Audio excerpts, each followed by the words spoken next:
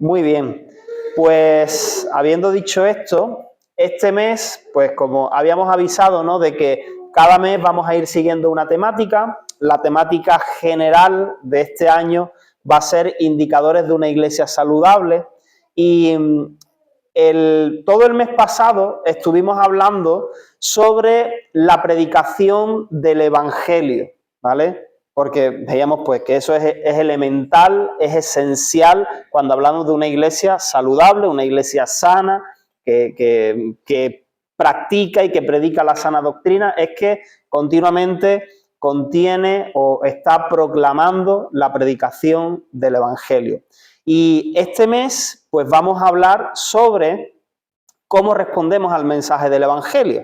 Vamos a hablar sobre arrepentimiento y conversión. Y eso tiene que ver, pues que una cosa es la predicación del Evangelio, pero otra cosa es cómo yo respondo a ese mensaje, cómo yo respondo o cuál debería ser nuestra respuesta al Evangelio. Dijimos que el mensaje del Evangelio está bien definido, o sea, no es algo abstracto, no es algo que, bueno, pues son algunas palabras por ahí, un poquito de aquí, un poquito de allí. El mensaje del Evangelio está bien definido, es hablar de la obra que ha venido a hacer Jesús, de cómo es el Hijo de Dios que ha venido al mundo a morir por nuestros pecados, cómo Él murió en la cruz, cómo fue sepultado, cómo resucitó y está sentado a la diestra del Padre. Y que la salvación es a través del arrepentimiento y de la fe en Jesús, ¿vale? Ese es el Evangelio. Decíamos que a veces pues confundimos, pues compartir nuestro testimonio, eso está genial, estamos llamados a anunciar las maravillas que Dios ha hecho en nuestras vidas también, pero nuestro testimonio quizás sería un pre-evangelismo, ¿no? O sea, como un poco, pues, conectar con las personas, identificarnos con las necesidades que otras personas pueden estar pasando, llamar la atención de personas a través de lo que Dios ha hecho en nuestra vida, pero compartir nuestro testimonio no es predicar el Evangelio. Tampoco invitar a la gente a la iglesia es predicar el Evangelio. Que todo esto está genial, o sea, que tenemos que hacerlo. Tienes que compartir tu testimonio. Yo te animo a que invites a gente a la iglesia, pero bueno, teníamos claro que la predicación del Evangelio está bien definida y hemos hablado ampliamente de eso, ¿vale? Poníamos el ejemplo también en semanas anteriores del sembrador, esa famosa parábola, enseñanza del sembrador que enseñó Jesús, y es que el sembrador esparce semillas, es decir, esparce la palabra de Dios, que es la semilla, y que también hay diferentes tipos de tierra, que al final Jesús enseñó esto, pues dando a entender que hay diferentes actitudes, diferentes tipos de personas, llámale como quieras, pero diferentes respuestas al mensaje del Evangelio. Para que la semilla, para que la palabra, para que la predicación del Evangelio produzca fruto, un buen fruto, pues es necesario que caiga en lo que Jesús llamó buena tierra, ¿vale? ¿Qué es buena tierra? Buena tierra es un corazón dispuesto, y dice ahí, que oye y recibe. O sea, que recibe positivamente y responde positivamente a ese mensaje del Evangelio.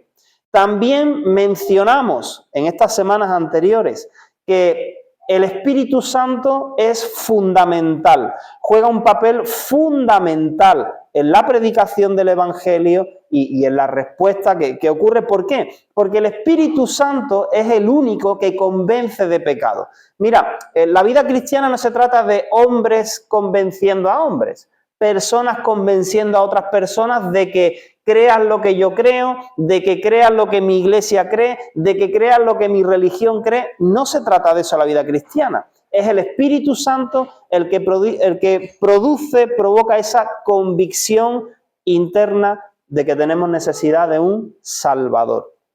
Y aunque la predicación del Evangelio es fundamental, también es importante que sepamos esto, que el simple hecho de escuchar el Evangelio o de asistir a la iglesia no transforma la vida de las personas. Escucha esto. El simple hecho de escuchar y de asistir a la iglesia no transforma la vida de las personas. ¿Y por qué digo esto? Dirá, David, estás diciendo una barbaridad. No. Es que debe haber una respuesta. Y la respuesta que debe haber a la predicación del Evangelio para que realmente haya una transformación es arrepentimiento de pecados y fe en Jesús. Si yo escucho el Evangelio, pero no se produce en mí un arrepentimiento de pecados, ni una fe, una confianza, una convicción de quién es Jesús y de querer confiar en Él, pues no va a haber transformación, no va a haber nuevo nacimiento, ¿vale? Y lo que va a haber es esfuerzo humano por traer cambios. Ahora, hoy vamos a hablar sobre arrepentimiento. Mira, no vamos a citar miles de versículos, pero Juan Bautista comenzó hablando de arrepentimiento, Jesús comenzó hablando de arrepentimiento, Pedro habló de arrepentimiento, Pablo, el Antiguo Testamento habla de arrepentimiento, o sea, toda la Biblia está llena o nos habla de la necesidad de arrepentirnos. Ahora, esta palabra tan sonada, tan escuchada, arrepentirse, habrá gente que no es creyente que escucha arrepentirse. ¿Arrepentirse de qué? ¿Qué es eso? ¿Qué significa? ¿Qué implica? Pues mira, la palabra arrepentirse es curioso porque en Rumanía, ¿no? Yo lo sé por mi esposa, pues a los cristianos verdaderos le dicen los arrepentidos, ¿no? Pocaís, ¿no, Claudia? ¿Lo he dicho bien? ¿Pocaís? O sea, porque imagínate, ¿no? Los identifican como los que se han arrepentido. ¡Wow! No vean, ¿no? Pero claro, pues eso tiene que ser porque realmente se ve ese fruto en sus vidas. Entonces, mira, la palabra arrepentimiento significa o viene de la raíz en el griego metanoia, que es cambio de mente, cambio de actitud con respecto al pecado. Y quizá, pues, tú estás escuchando este mensaje hoy y eres creyente de hace tiempo y dices, bueno, pero esto yo ya lo sé, ¿vale? Pero es importante que como iglesia recordemos, refresquemos estas cosas. ¿Por qué? Porque yo espero que tu deseo, y también es el mío, es que cada vez más el Señor añada personas a la iglesia. Ayer tuvieron una reunión los jóvenes y había gente nueva. Genial. Entonces, como iglesia tenemos que tener claro esto para poder hablar el mismo idioma cuando interactuamos, cuando hablamos con otras personas que necesitan escuchar este mensaje. Entonces, arrepentimiento es cambio de mente, cambio de actitud con respecto al pecado, cambio de dirección en todo aquello que desagrada a Dios y es contrario al amor al prójimo. Cambio de dirección, un giro de 180 grados. Pero para poder arrepentirnos, primero necesitamos estar convencidos de pecado, porque si no, ¿por qué vas a cambiar? Y ese es el trabajo del Espíritu Santo. Mira, acompáñame a Salmo 51 del 1 al 4. Salmo 51 del 1 al 4. Porque ¿cómo me arrepiento si yo no estoy convencido de que hay algo que tiene que cambiar? ¿No? Y ahí podrías pensar, reflexionar.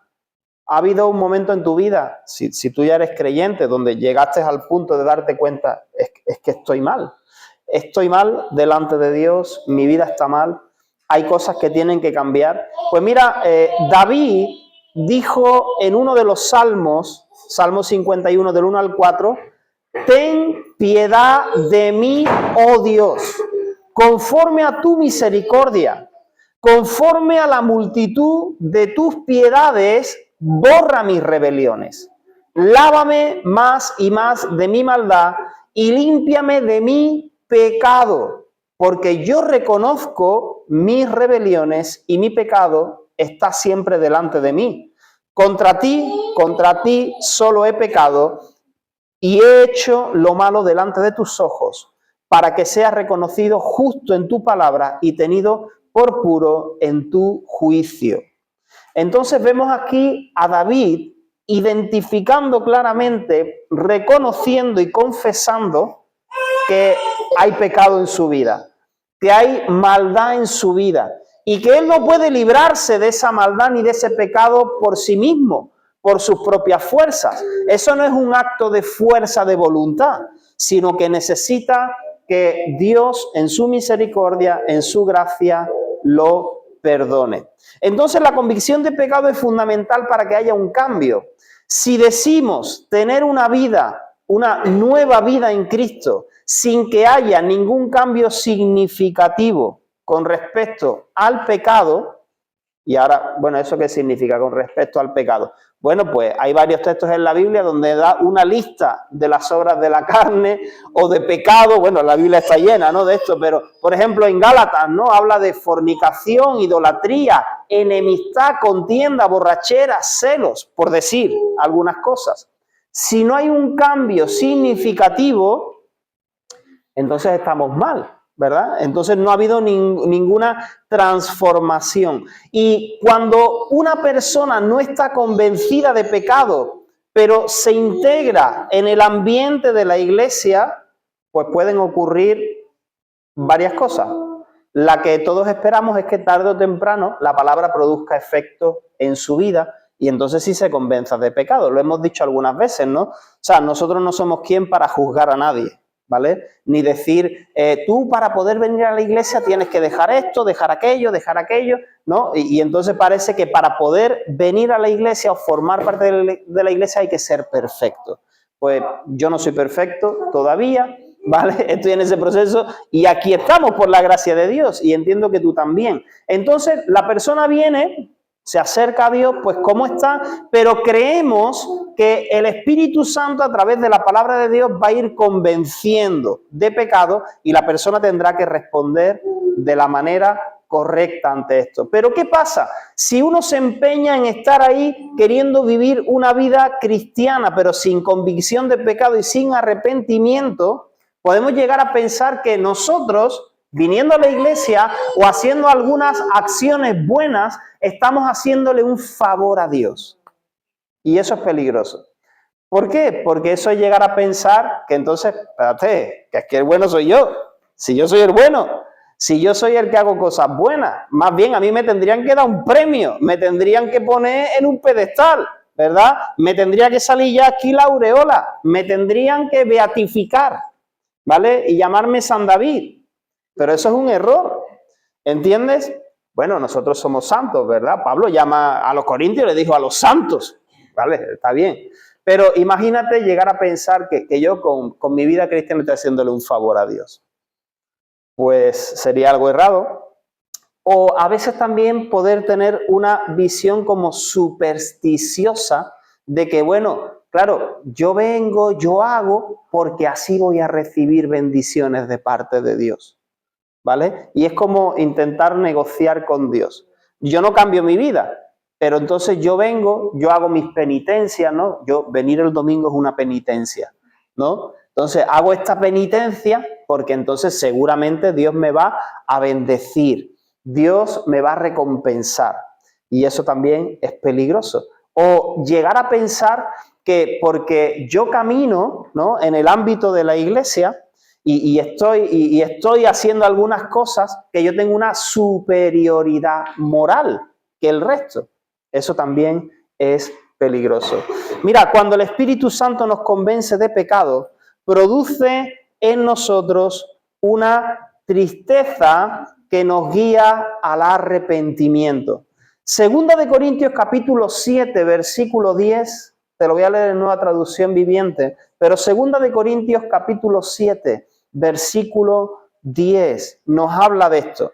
Tú sabes que una señal evidente, ¿no?, de que realmente hemos sido convencidos de pecado es precisamente eso. Uno como que siente cierta tristeza, ¿no? Tristeza, ¿por qué? Porque sabe que ha hecho algo indebido, porque sabe que ha ofendido a Dios, porque sabe que ha estado viviendo de una manera que a Dios no agrada. Y entonces sientes una tristeza, pero es una tristeza que al final te guía al arrepentimiento. Segunda de Corintios 7:10 dice, pues la clase de tristeza que Dios desea que suframos nos aleja del pecado y trae como resultado salvación. No hay que lamentarse por esa clase de tristeza. Yo me acuerdo que mi abuela, ¿no?, pues, mi abuela cuando yo pues me convertí en la finca, ¿no?, en el centro de rehabilitación, y ella pues venía, ya estaba súper contenta del cambio que había habido en mi vida, ¿no?, y ella venía a los cultos, y cuando yo estaba en un culto ahí quebrantado, adorando a Dios, llorando, siempre mi abuela intentaba consolarme, ¿no? Dice, ya está, hijo, ya está, no pasa nada. ¿No? Entonces, no es que me tenía que consolar, no, estaba bien que yo sintiera esa tristeza, ¿no? Porque a lo mejor era por arrepentimiento, ¿no? Entonces, esa tristeza es buena. No hay que lamentarse por esa clase de tristeza. Pero la tristeza del mundo, a la cual le falta arrepentimiento, resulta en muerte espiritual. Y la tristeza del mundo podríamos compararla al remordimiento. Tú sabes que hay una diferencia entre arrepentimiento y remordimiento, porque remordimiento es cuando te ha ido mal, algo te salió mal, sufriste las malas consecuencias de tus malas acciones y te sientes mal, pero no hay cambio. Mañana repetimos, volvemos a hacer lo mismo. Eso es solo remordimiento. Tú sufres por las consecuencias que has tenido, pero no hay cambio, no hay transformación. Pero esa tristeza que produce Dios por la convicción del Espíritu Santo es la que nos guía a arrepentirnos, a alejarnos del pecado y volvernos hacia Jesús.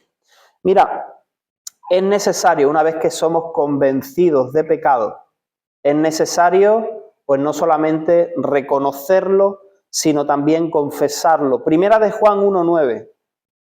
Primera de Juan 1:9. ¿Por qué es importante? Porque dice que si confesamos nuestros pecados, Él es fiel y justo para perdonar nuestros pecados y limpiarnos de toda maldad.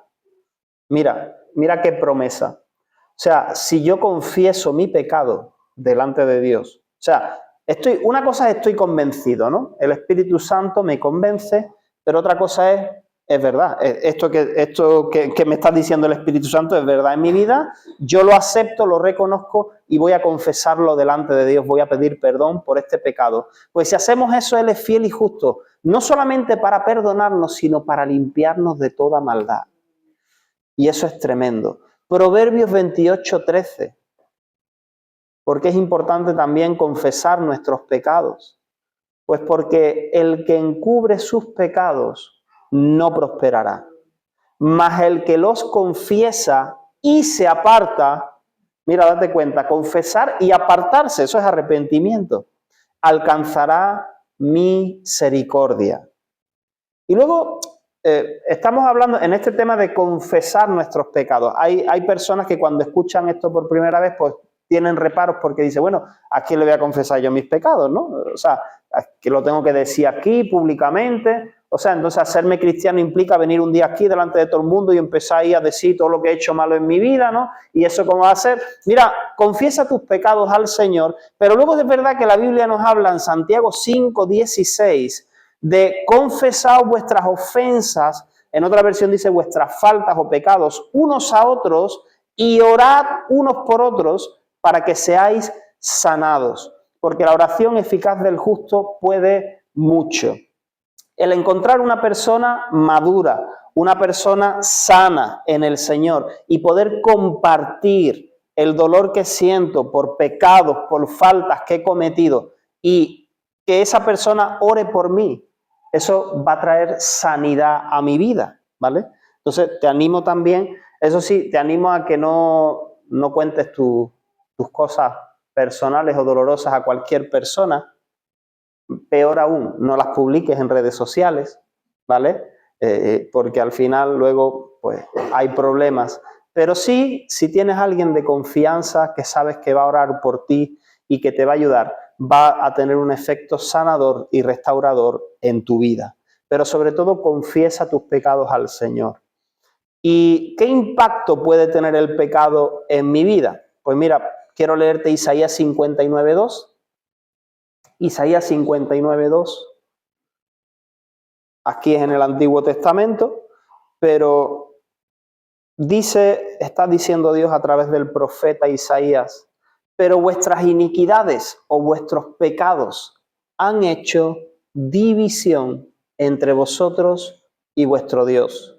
Y vuestros pecados han hecho ocultar de vosotros su rostro para no oír. Queridos, el pecado nos separa de Dios. nos separa de Dios. Acuérdate de Adán y Eva en el huerto del Edén. ¿Qué hicieron? Pecaron y automáticamente lo sintieron ellos. Vergüenza, temor, rechazo. ¿Y qué hicieron? Taparse, esconderse. El pecado te separa, me separa de Dios. Pecado oculto nos separa de Dios. Pecado confesado, encontramos misericordia y perdón por parte del Señor. Romanos 6:23. Romanos 6:23 dice, porque la paga del pecado es muerte. Y se está refiriendo a una muerte espiritual, progresiva en nuestras vidas, ¿no? Pues imagínate si fuera natural, pues yo no sé si quedaría, como suelen decir, títere con cabeza, ¿verdad? Si fuera natural, hay de nosotros. Pero la paga del pecado es muerte, pero la dádiva, el regalo de Dios es vida eterna en Cristo Jesús, Señor nuestro. Juan 8:34. Jesús le respondió, de cierto os digo, que todo aquel que hace pecado, esclavo es del pecado. Quiero que sepas también que practicar el pecado trae esclavitud, ¿vale? Trae ataduras a nuestras vidas. Mira, y normalmente, cuando hay personas con las que nos ha tocado tratar, que realmente tienen ataduras fuertes en sus vidas, mira, detrás de cada atadura fuerte hay un pecado que se está practicando. Hay pecado. Y no te voy a decir que pues has pecado y entonces tú tienes una atadura, pero sí quiero decirte que no juegues con el pecado, porque el pecado esclaviza. Habla de practicar el pecado, ¿no? Si practicamos el pecado, abrimos puertas al enemigo en nuestras vidas, ¿vale? Entonces, el pecado esclaviza. Esos son efectos del pecado en nuestras vidas. Así que, Segunda de Crónicas, capítulo 7, versículo 14. Segunda de Crónicas, capítulo 7, versículo 14. Tenemos necesidad de arrepentimiento. Y esto no es que una vez en la vida yo me arrepentí. Mira, somos imperfectos, ¿verdad? Somos tendientes en nuestra naturaleza ahí, pecaminosa, a meter la pata. Cuando te das cuenta, ¿cuál es la diferencia si has nacido de nuevo? Que yo cuando me doy cuenta, soy convencido de pecado, automáticamente no lo oculto, sino que digo, Señor, me arrepiento. Señor, reconozco, ¿vale? Ese sería un indicio de que realmente quieres agradar a Dios. Segunda de Crónicas 7:14, Dios está hablando ahí a su pueblo y les dice, si se humillare mi pueblo, sobre el cual mi nombre es invocado, y oraren y buscaren mi rostro, y se convirtieren o se arrepintieren de sus malos caminos, entonces yo oiré desde los cielos y perdonaré sus pecados y sanaré su tierra. Mira, esta palabra nos habla precisamente de esto, que cuando nosotros reconocemos delante de Dios, cuando nos humillamos delante de Dios, cuando confesamos nuestros pecados delante de Dios, la respuesta de Dios para nosotros va a ser perdón y sanidad, ¿vale? Entonces, por eso quiero animarte en esta mañana. Hechos capítulo 17, versículo 30. Pero Dios, habiendo pasado por alto los tiempos de esta ignorancia, ahora manda a todos los hombres en todo lugar que se arrepientan. Quizás ha habido momentos, ¿no? Etapas de nuestra vida donde no hemos sido conscientes, nadie nos lo dijo o hemos estado endurecidos, no lo sé, pero una vez que llega la luz a nuestras vidas, llega la palabra de Dios a nuestras vidas, es importante atender a este llamado. ¿Por qué? Porque Dios manda a todos los hombres en todo lugar que se arrepientan, que dejen su pecado y se vuelvan a Él. Entonces, es importante no tomar a la ligera cuando el Espíritu Santo nos está convenciendo, cuando el Espíritu Santo nos está hablando. Es importante no pasar la mano al pecado. Es importante tampoco entrar ahí en una línea de legalismo y de acusación continua. Eso es importante, ¿vale? Pero si estamos hablando de indicadores de una iglesia saludable, se predica, se enseña, hablamos de arrepentimiento y de perdón de pecados. Para finalizar, Lucas capítulo 15. Lucas capítulo 15. Ahí en Lucas capítulo 15 está la parábola, la enseñanza del hijo pródigo, o de esos dos hermanos, ¿no? No lo vamos a leer entero, pero yo creo que tú conoces más o menos la historia, ¿no? Un padre de familia con dos hijos, el uno, el menor, pues no sé por qué, pero pide la herencia por anticipado, se va, la despilfarra, haciendo cosas indebidas, ¿no? Viviendo perdidamente, según pues nos dice aquí la historia. Y al final acaba muy mal, ¿no? Acaba muy mal. Acaba, pues imagínate ahí, con cerdos, ¿no? Y eso era algo muy, muy ofensivo, casi lo más vulgar, lo más bajo en aquel tiempo. Pero mira, yo quiero hacer énfasis desde el versículo 17 al versículo 19. ¿En qué momento? Porque esta es una historia que al final sí nos habla también, nos habla de muchas cosas, pero una de las cosas es que nos habla de arrepentimiento. Y mira cómo fue en el proceso de este hijo, en el versículo 7 dice, y volviendo en sí, que habla de tomar conciencia. Hemos hablado de que, bueno, el Espíritu Santo es quien nos convence, pero tiene que haber por nuestra parte un reconocimiento de que sí, es verdad. O sea, he pecado. Pues volviendo en sí, dijo, ¿cuántos jornaleros hay en casa de mi padre que tienen abundancia de pan?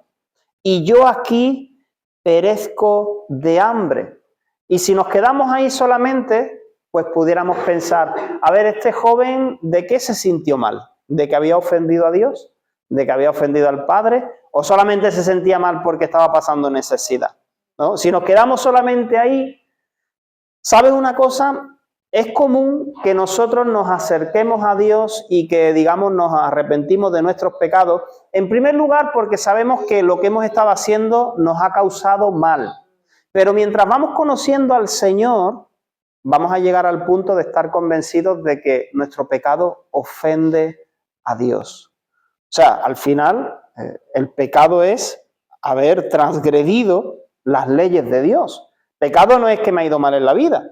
Pecado es que mi manera de proceder, de actuar, de pensar, ofende a Dios, mi Creador, mi Salvador. ¿Entiendes? Entonces, este chico no solamente dice eso, se lamenta, sino que en el 18 dice, me levantaré e iré a mi padre y le diré, Padre, he pecado contra el cielo y contra ti. Reconocía que había pecado, no solamente que había ofendido a su padre, sino que había ofendido a Dios con sus acciones. Y en el 19 dice, ya no soy digno de ser llamado tu hijo. Hazme como a uno de tus jornaleros. Él reconocía que no había en él mérito alguno ni derecho alguno a recibir beneficio o perdón, aunque luego vemos la gracia del Padre de que, no tomando en cuenta lo que había hecho, lo abrazó, le puso anillo, lo vistió, y eso habla del perdón y del amor de Dios. Pero mira este proceso, ¿no? Volver en sí, reconocer, darnos cuenta lo que hemos hecho o lo que no hemos hecho, ¿verdad? Y llegar al convencimiento de decir, Señor, es verdad, he pecado, te he ofendido de esta o de aquella manera y lo confieso delante de ti para recibir tu perdón. Te animo a ponerte de pie. Y normalmente, pues hablar de pecado no es popular, ¿no? O sea, no es popular, es que no está de moda, ¿no? Que no es agradable, que no es bonito hablar de pecado. Pero, queridos, es de suma importancia. Y es de suma importancia, ¿no? Pues también tener sensibilidad a la voz del Espíritu Santo. Porque hay veces, ¿no? Que, no sé, que también nosotros como seres humanos catalogamos los pecados, ¿no? Hacemos nuestro catálogo de pecados. A ver, estos son los pecados graves, estos son los menos graves, esto no pasa nada. Entonces, a ver, si uno ha robado, eso es grave. Si uno, yo qué sé, ha matado o ha hecho, eso es grave. Pecados, tremendo pecado. Si es muy visible el pecado, es grave. Si es la maldad del corazón, eso no es tan grave porque nadie se entera. Si yo lo que tengo es envidia, tengo celos, si lo que estoy es odiando a otra persona, si lo que tengo es falta de perdón, eso no es tan grave. Con eso puedo venir a la iglesia y no pasa nada porque nadie se da cuenta. Pero es que Dios nos ve, Dios ve el interior. Y el pecado delante de Dios es pecado. El pecado trae muerte, el pecado nos separa de Dios, el pecado incluso nos separa los unos de los otros. El pecado siempre tiene consecuencias en nuestras vidas, ¿verdad? Y nosotros pues a veces tenemos menos sensibilidad a aquellos pecados que quizás decimos, esto no es tan importante. Pues ya está, te anima a ser sensible a la voz de Dios, ser sensible al Espíritu Santo, y cuando te des cuenta de que ahí está señalando algo el Señor, perdón, Señor, me arrepiento y haz lo posible para cambiar eso, ¿vale? Padre, en el nombre de Jesús, hoy estamos delante de ti, Señor, y somos conscientes, Señor, de la necesidad que tenemos de que tu Espíritu Santo siga hablando a nuestras vidas, siga trayendo convicción de pecado a nuestras vidas, Señor.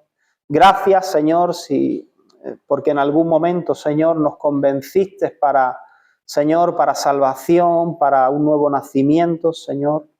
Pero necesitamos que tú sigas alumbrando, convenciéndonos para seguir santificando nuestras vidas, Señor, para seguir caminando, Dios mío, en rectitud delante de ti. Señor, yo oro que en esta mañana tu Espíritu Santo pueda hablarnos, Señor, a cada uno, Señor, ahí donde tengamos necesidad, Señor, de enderezar nuestro camino, Señor, necesidad, Señor, de hacer un giro, un cambio, de dejar aquella cosa, Señor, que te ofende a ti, Señor, o que ofende, atenta contra otras personas, Señor. Perdónanos, Señor. Perdónanos, y yo te animo, hermano, hermana, que ahí donde tú estás puedas decir, Señor, perdón, en tu corazón, con tu ojo, como tú quieras, Señor. Perdóname, Dios, perdóname, yo me arrepiento. Yo reconozco mi pecado, reconozco mi rebelión, mi maldad, Señor, delante de ti. Oh Dios, y te pido que me limpies. Recuerda estas palabras, que si confesamos nuestros pecados, Él es fiel y justo para perdonar todos nuestros pecados y limpiarnos de toda maldad, Señor. Limpia mi mente y mi corazón, Señor, en el nombre de Jesús. Aleluya, Señor. Gracias, Señor. Gracias por tu amor y tu misericordia, Señor. Oh Dios, permítenos, como ese joven, Señor, volver en sí, Señor, cuando estamos ahí dispersos o no nos damos cuenta, Señor, de lo que estamos haciendo, Señor. Y decir, Señor, reconocemos. Amén, Señor. Amén. Aleluya.